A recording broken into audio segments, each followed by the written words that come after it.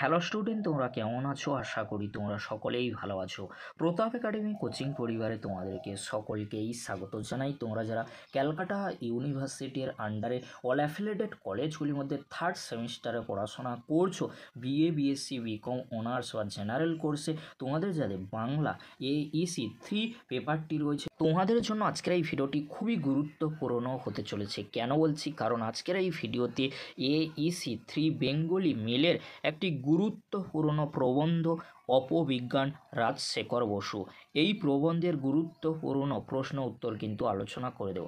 চলো বেশি দেরি করব না, আজকের আমরা দেখে নেব এইসি 3 বেঙ্গলি মেলের অপবিজ্ঞান। এখান থেকে গুরুত্বপূর্ণ এমসিকিউ প্রশ্ন উত্তর। প্রথমে তোমরা দেখে নাও অপবিজ্ঞান বা রাজশেখর বসুর উৎস কী রয়েছে। এই যে অপবিজ্ঞান, এর উৎস কী রয়েছে? রাজশেখর বসুর অপবিজ্ঞান প্রবন্ধটি লঘু গুরু গ্রন্থ থেকে কিন্তু গৃহীত হয়েছে। তারপরে তোমরা দেখে নাও সংক্ষিপ্ত বিষয়বস্তু তোমরা ভালো করে দেখে নাও, কারণ প্রত্যেকটি প্রবন্ধের সংক্ষিপ্ত বিষয়বস্তু তোমরা যদি ভালো করে মনে রাখতে পারো, তাহলে শর্ট প্রশ্নের ক্ষেত্রে কিন্তু অনেকটাই তোমাদের সহজ হতে চলেছে।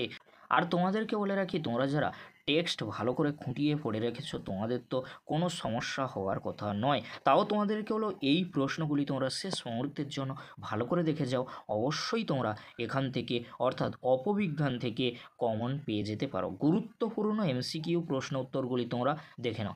রাজশেখর বসুর রচিত প্রবন্ধটির নাম কি? অপবিজ্ঞান। আর অপবিজ্ঞান হলো বিজ্ঞানের বুলির অপব্যবহারের ফলে কিন্তু গড়ে ওঠা। পরবর্তী প্রশ্ন, বিজ্ঞান চর্চার প্রসারের ফলে ক্রমশ কী দূর হচ্ছে? প্রাচীন অন্ধ সংস্কার। ধর্মের বুলির অপব্যবহারের ফলে কিসের সৃষ্টি হয়? অপধর্ম। বিজ্ঞানীরা প্রাকৃতিক নিয়মকে কিসে রূপে ব্যাখ্যা করেছেন? ঘটনার লক্ষিত রীতিমাত্র। পরবর্তী প্রশ্ন, পণ্ডিত শশধর তর্ক চূড়ামণি কোন পৌরাণিক কাহিনীর বৈজ্ঞানিক ব্যাখ্যা করেছিলেন? অ্যান্সার হবে অগস্ত্য মুনির সমুদ্র শোষণ।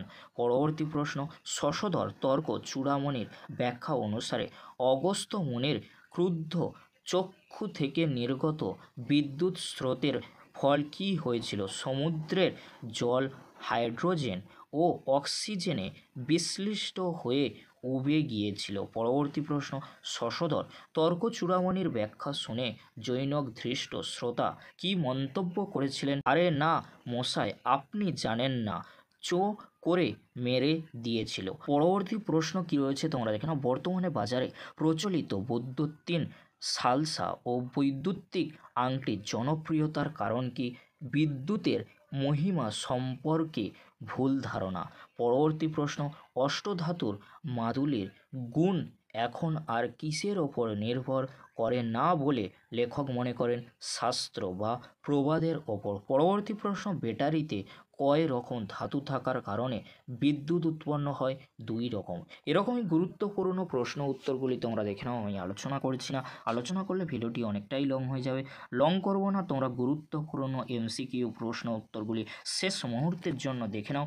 অবশ্যই তোমরা এখান থেকে সমস্ত এমসিকিউ প্রশ্ন উত্তরগুলি কমন পেয়ে যাবে, কারণ আমাদের দেওয়া সাজেশন থেকে বিগত বছরগুলিতে কমন এসেছে।